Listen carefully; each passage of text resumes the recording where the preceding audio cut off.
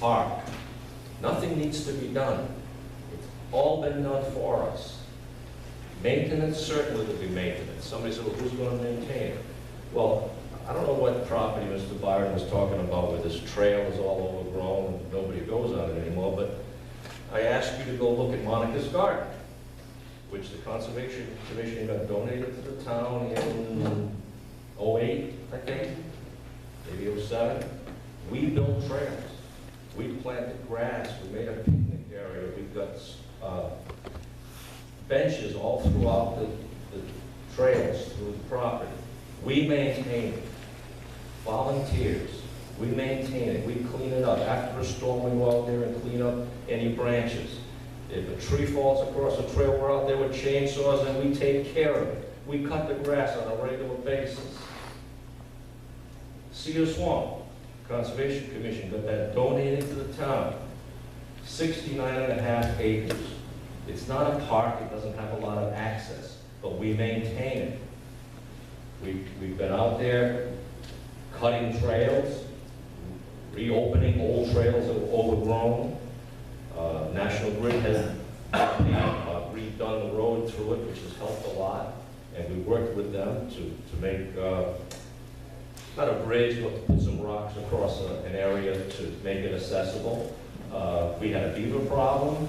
We took care of that. We worked with the town. We got a couple of $100. We got a professional come in to take care of the beaver problem. We are active in maintaining these properties. And I will tell you, we will be active in maintaining this property. Might we need a piece of equipment or two? Yeah, possibly, because it's 140 acres and there's trails to be maintained, but very minimal maintenance. We do a good job for this town. We want this piece of property as open space. And one of the reasons is, as I've shown at the previous meeting, and Mike, you could put up that comparison chart, please. We are so far behind our neighboring towns in open space. Smithfield, 2,900 acres, 15% of their land area. Lincoln, 3,000 acres, 25%. Burrowville, 7,400 acres at 24.5%. North Smithfield, 15,600 acres of total area. We have 1,640 acres under open space. That's only 10%. That's pathetic. We need to do something about that. Open space is valuable. Everybody knows that. Mr. Kravitz can tell you that our comp plan states that we should be getting more open space in this town. It's a priority. It's in the comp plan. This property offers so much. You have to see it to understand. And again, these people that are saying, well, what good is this property? It's a swamp. It's just as, you got to see it to believe it. It's a park. You have to get on the trails. You have to get on the trail. You've got to walk the property to see how wonderful it is. We need to add more open space. It's a priority in the comp plan. And Carol Ayala, another member of the Conservation Commission, will speak about other aspects of the property that dictate by the comp plan, and we should get this property. The access. I don't know what Mr. Byron was talking about, Maori. If it said that in the paper was wrong. There's access from MATTITY Road in two locations on Route 7.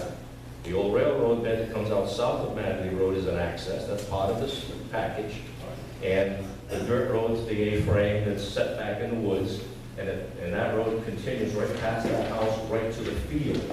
And the field is high and dry. There'd be parking for as many cars as necessary. And again, this is passive recreation. There's not going to be ball fields. There's not going to be a lot of organized activities. This is for people in our town to enjoy nature.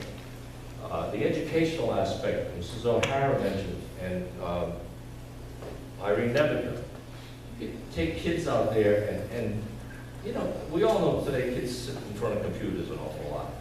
Somebody wrote a book called Last Child Out of the Woods or whatever. We've got to get our kids to enjoy the natural world, to appreciate it. We've got to get them out there. This is a perfect opportunity for our school system, scouts, other organizations, to do field trips. Get out there, enjoy nature. You know, look at the deer and the the waterfowl, and the birds, and the frogs, and the snakes. I mean, they're all out there for everybody to see and to enjoy. We need more of a connection to the natural world. And this piece of property will give us that connection. And also, the open space bond. Mr. Clifford said, we need to honor this open space bond, talking about infrastructure. Absolutely we do. The voters approved it, and we need to do it. Well, how about the '06 open space bond? I'm sorry, infrastructure bond. Did I say open space when I talked about the bond he was referring to? In '06, the voters passed by a 60% to 40% margin, purchase open space. We haven't done much of anything with it. We did spend $525,000 on Booth Pond, and we can't get to it because the people who run Dowling Village won't let us access it. They claim that, well, whatever, that's another story. But also, in 2016, last year, there was a green economy bond, which included open space, a certain number of millions of dollars for open space. Statewide bond. It passed statewide. In North Smithfield, the voters approved that by 60 to 40%. So now twice, North Smithfield voters have said, we want open space by a substantial majority. What are we doing about it? This is a great opportunity. Mike, could you put up the price comparison, please? Somebody said, well, you can't compare prices of open space to developed land or whatever. No, we're going to compare open space to open space. Smithfield paid $9,800 an acre for conservation easements.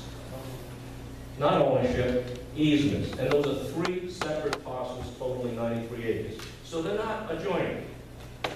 Lincoln paid for 48 acres, paid $840,000, which included a state grant of $400,000, $17,500 an acre. Now, if we were to pay $1.95 million for this land, let me show the next slide. Oh, there it is. At 1.9, it's $13,000 an acre. That's not a rip-off. If we could get $400,000 from the state, it brings it down to $10,000 an acre. How can anybody say that's too much money for land? Doesn't make sense to me that somebody could think this is overpriced. We've got $2.5 million in that open space fund. Yeah, sure, if you borrow it, you've got to pay interest, you've got to do all the paper, whatever goes with bonding, I don't know. That's not my field. I'm a conservationist. I'm an outdoors. Not a financier. However, I have an email here from Administrator Zoffsky stating that our finance director said at 1.95 million, or actually it was a 2 million, it was rounded out, it would add 11 cents a thousand to our tax bill. And I think somebody had already said this, my wife said, that would add $33 a year to our tax bill. If you could get it down to 1.5 mil with state help, it brings it down to 8 cents a thousand. If you got a $300,000 house, which might be the median in town, I don't know what the median is, but let's say $300,000 for a figure. 8 cents a thousand, 24 bucks. You can't fill up your car with gas for 24 bucks. You might get a steak dinner, but you won't be able to get the Cabernet Sauvignon to go with it. 24 bucks, 30 bucks. Come on, we can't afford that for 150 acres of pristine open space that our citizens have told us twice they want. I don't understand how anyone can in good conscience vote against this purchase on the voter's request. Thank you. Mr. Source, I just want to say something first. I just got up and left the room. Not that I was ignoring anyone. My friend back there, Mr. Byron, but I've had a little, shall we say, a little illness. And I've got to keep stopping meetings when I'm running out. But, I mean, it wasn't a personal thing to you. I followed what you said. I spoke to Mr. Byron, probably from now on down, gas station on this issue. And I am following along with you on what's going on. Thank you. Thank you. Thank you. Hold on one second. Hi, my name is Cynthia Roberts. I live at 49 Beach Street here in North Smithfield. And I was really eager to follow Paul because I feel like the things that I have to say really tie in with what he was saying without repeating what he said, but it builds on what he said. And there's a few main points that I want to focus on. One is there's a difference between doing things right and doing right things.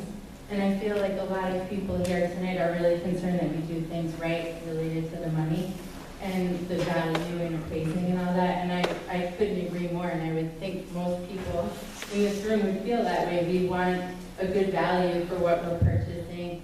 And we also trust that the people that we voted to do this work have access to the resources necessary to make those decisions. So my concern is less about doing things right. I trust that our community has competent leaders to follow the right procedures. And so I want to talk about doing right things. And I really believe that it is the right thing to purchase this land as a resource for our community. Just last weekend, I was at Chase Farm walking around with my family, and I go there all the time. So if we had a place like this beautiful piece of land, I would definitely go there on a regular basis. We're talking about young people right now who have a lot of anxiety. It was just in the New York Times today. The biggest reason why young people go seek counseling is because of anxiety. There's books like Last Child in the Woods. There's books like The Nature Prescription. People need more nature in their lives. And we also have access to things like fields, tracks, stuff like that. But we need access to undeveloped land for the passive recreation that we're talking about. It's good for your spirit. It makes you feel good about where you live. It gives you an outlet to go out with your family where you don't have to get on the highway and drive really far. It makes you feel more committed to the community. I was on the planning board for over 2 years, and I was part of the group that came up with the most revised version of the comprehensive plan. And social cohesion is a really important issue. I work in public health as a public health evaluator, and one of the biggest things that we need today is to be connected to other people in our community. That's what keeps us civil. There's a lot of things dividing us right now, but being out in nature is a great equalizer. So it's really important to have this land. And I also work on boards outside of the town, and a lot of times people will bring up procedural things as a way to slow things down. So although I'm an evaluator, so I'm all about rubrics and criteria and everything, I feel like don't let that be the enemy of moving forward with something that has a lot of vision and will help people now. I personally would not like to see this be mulled over and over and over again. Let's take advantage of what we have, the opportunity that we have, so the people who are young and all of us really can have access to this land now, not 20 years from now. And I think that's the last thing I wanted to say. Yeah, just those were my main points. So Let me ask the question. You spoke about anxiety in young people, and you briefly alluded to the benefit, the sense of place where we live. As a doctor, would you not say that this would benefit not just children, but also middle-aged folks, senior folks? This would benefit the entire community. This is a lifespan issue. It's from birth, we say cradle to death, but from birth through old age, people need access to green spaces. We have more oxygen because of it. We feel better. Just looking at those beautiful fern pictures, you can just feel yourself being more relaxed. So in Rhode Island, we have places called health equity zones, and those are designed to provide, we have 10 of them in Rhode Island. They're designed to provide people a chance to be together with each other in open space. I particularly work in the health equity zone in Newport, and they are working very hard to preserve open space because it's also an equity issue.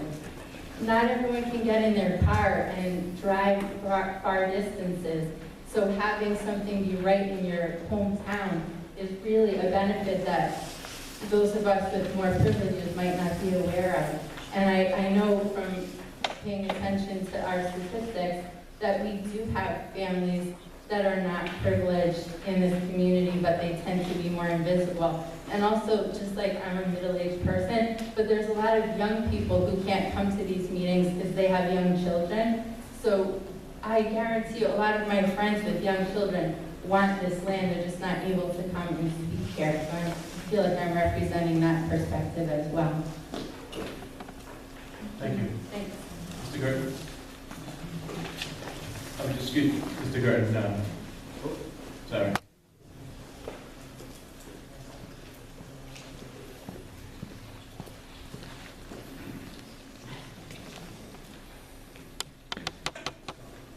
Tony Gurdon, 8 Country Way.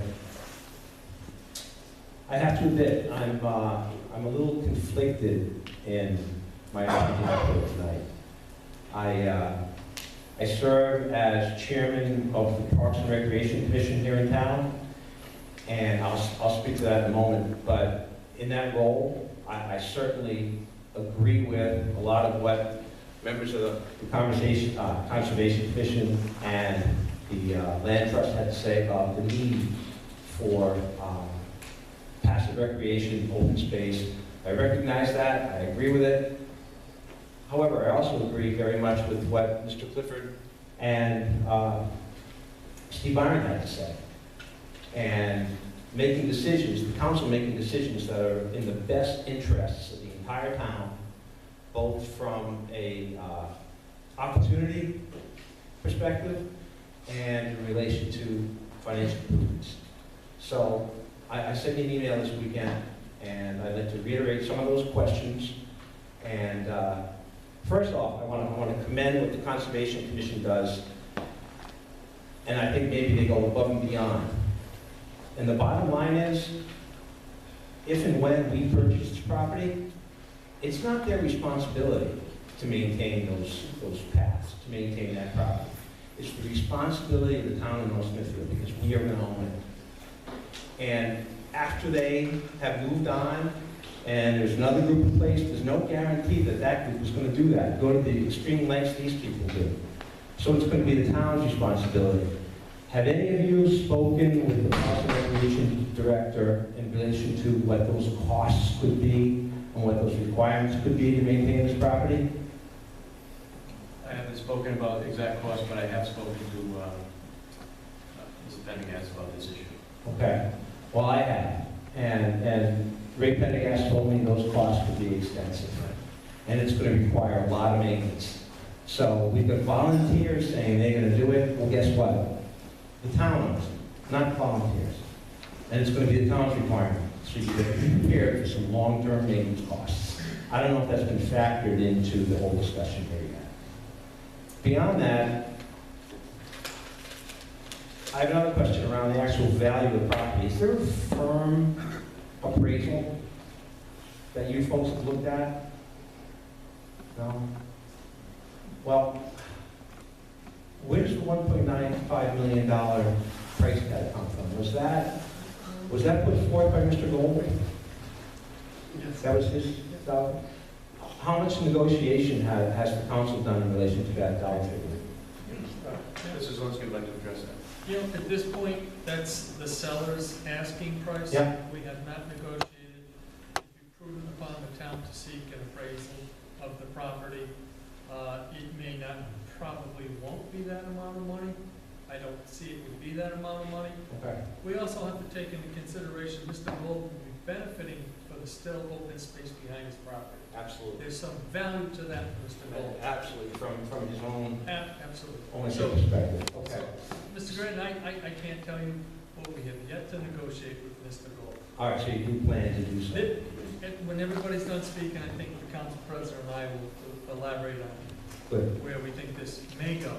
Good. Okay, so we're on the same page here. Yeah. And as well as, if, I believe I heard something to the effect that there's a vote required this evening, is that the case? Or does it have, do you have to put this to vote tonight? We don't have to vote on whether or not we're going to purchase this land tonight, because we, as far as I'm concerned, we don't have enough information to make that vote. Okay. So the whole $400,000 put out there that we may see reimbursement from DEM, let's not forget the fact that those are taxpayer dollars too, right? So we're